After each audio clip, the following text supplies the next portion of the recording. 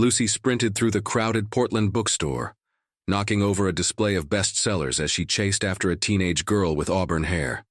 "Sophia!" she screamed, causing everyone to freeze and stare. Security guards rushed toward her, but Lucy didn't care. She had just seen her dead daughter alive, and she wasn't going to let her disappear again.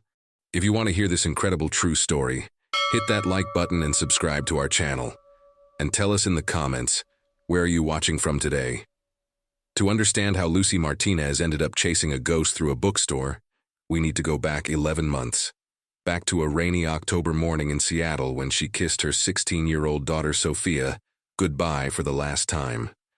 Lucy was a successful architect and a widow who had lost her husband 5 years earlier. Sophia was everything to her. That morning, Sophia was excited about her marine biology class trip to the Washington coast. She wanted to study ocean conservation to save the world one coral reef at a time. As she grabbed her backpack, Lucy called out their traditional goodbye. "I love you, starfish." Sophia grinned, her auburn hair catching the light. "Love you too, Mom." Then she was gone. 6 hours later, Lucy's world shattered. Principal Vincent Thornberry called with devastating news. The tour bus had gone off the coastal road during a storm. Most students survived. 3 didn't. Sophia was one of them. The funeral was closed casket. The bodies had been in the ocean too long. Lucy identified Sophia through her belongings: her phone, her jacket, her silver starfish bracelet. Dental records confirmed it. Her daughter was gone.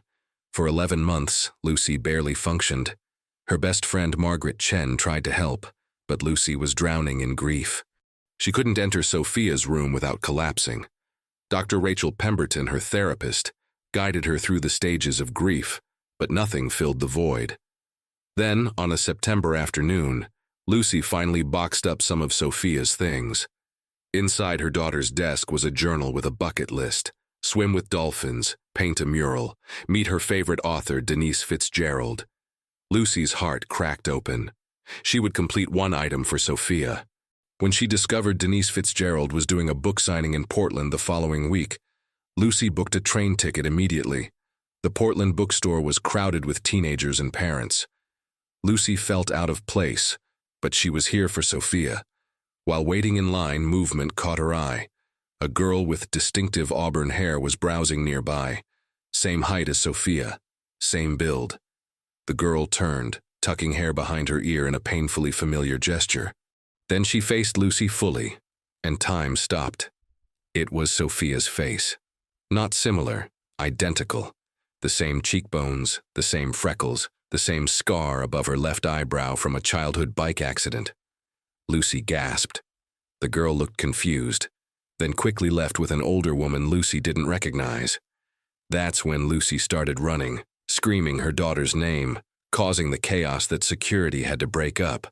Margaret thought Lucy was hallucinating. "Grief can make us see things," she said gently. But Lucy was certain. She stayed in Portland for 3 days, haunting that bookstore. On the 4th day, she saw the girl again in a nearby cafe. Lucy approached slowly. "Excuse me, what's your name?" "Emma." "Emma Holloway," the girl said, confused. Lucy showed her a photo of Sophia. Emma went pale. "That's impossible. We could be twins." "You're not twins," Lucy whispered. "I think you are her."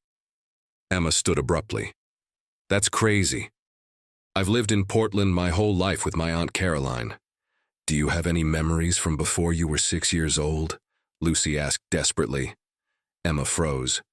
"How did you know? I was in an accident, lost my early memories. But that doesn't mean—" "Do you have dreams of someone calling you Starfish?" Emma turned ashen. "How do you know that?" Lucy hired private investigator James Rothwell immediately. What he uncovered was disturbing. Caroline Holloway had no legal guardianship papers. Emma's birth certificate only went back 10 years and appeared forged. More chilling, Caroline had worked as a nurse at the hospital where the bus accident victims were taken. James dug deeper. Caroline had lost her own daughter Natalie to leukemia 8 years ago. After Natalie's death, Caroline suffered a mental breakdown and lost custody of her other children. She'd become obsessed with getting her daughter back. The theory was monstrous. Caroline had switched the identification during the hospital chaos. Lucy obtained Emma's DNA from a discarded coffee cup. 3 agonizing days later, the results arrived. 99.9% match. Emma Holloway was Sophia Martinez. Detective Aaron Blackwell was skeptical until he saw the DNA evidence. Investigation revealed the full horror. Hannah Prescott, another victim, had been wearing Sophia's jacket that day. With similar features and bodies damaged by the accident, Caroline had switched their personal effects. She'd taken the traumatized, unconscious Sophia and told her she was Emma Holloway, that her parents had died. Sophia, with no memories, believed it. Police moved carefully. When they confronted Caroline with evidence, she broke down. "She needed me," Caroline sobbed. "I gave her a good life. I loved her." Emma was upstairs doing homework. She heard the commotion and came down to find police arresting the woman she knew as her aunt. Detective Blackwell told her the truth. Her name was Sophia Martinez, her mother was alive, and her entire life had been a lie. Emma collapsed into shock. When Lucy finally saw her daughter in the hospital, Sophia looked up with confused recognition. "Mom?" The word came out uncertain. Lucy took her hand carefully. Sophia flinched, then cried. "I don't know who I am anymore." Emma felt real. "But everyone says it's a lie." "You're Sophia and Emma both," Lucy whispered. "Both are real. We'll figure this out together." But reunification was agonizing. Dr. Pemberton explained that Sophia had been traumatized twice, in the forgotten accident, and now learning her identity was stolen. 10 years of Emma's memories couldn't just vanish.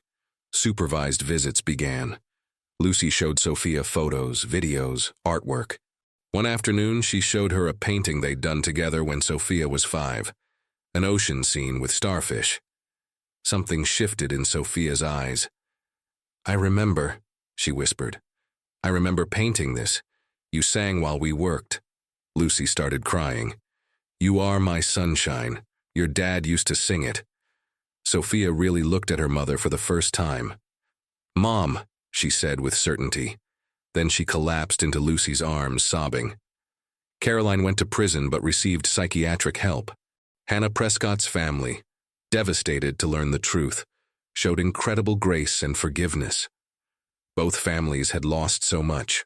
6 months later, Sophia reclaimed her name while acknowledging Emma would always be part of her. She moved back with Lucy. They were learning each other again through therapy, time, and small moments together. One Saturday, they decided to complete a bucket list item. Paint a mural. They got permission to paint an ocean scene on a community center wall, a tribute to what Sophia wanted to protect. As they worked, Sophia paused. "Do you think we'll ever get back what we lost?" Lucy looked at this young woman who was both familiar and new. "No, the daughter I buried is gone. The life you lived as Emma can't be erased. But maybe we can build something new, something that honors all of it." They painted in silence. Then Sophia said, "I remember you used to sing to me while we painted." Lucy's eyes filled with tears. "You remember?" "I remember the feeling, safe, happy. Will you sing now?" Lucy began softly. "You are my sunshine, my only sunshine." Sophia joined her, uncertain at first but gaining strength. "You make me happy when skies are gray." They sang together as the sun set, painting their ocean, their new beginning. Below, people stopped to watch and smile, seeing a mother and daughter creating something beautiful. They couldn't see the miracle, the impossible journey, the stolen years, the slow healing. But Lucy and Sophia carried it with them, painted it into every brushstroke, sang it into every note. Later, admiring their work, Sophia took Lucy's hand. "Thank you for never giving up, for finding me." Lucy squeezed back. "You're my daughter. I would have searched forever. They say you can't get back what you've lost. Maybe that's true. But love finds a way, even through the impossible, even through death itself. Love finds a way home." If this story touched your heart, please share it with someone who needs to hear it today. Remember, miracles happen when we refuse to stop believing.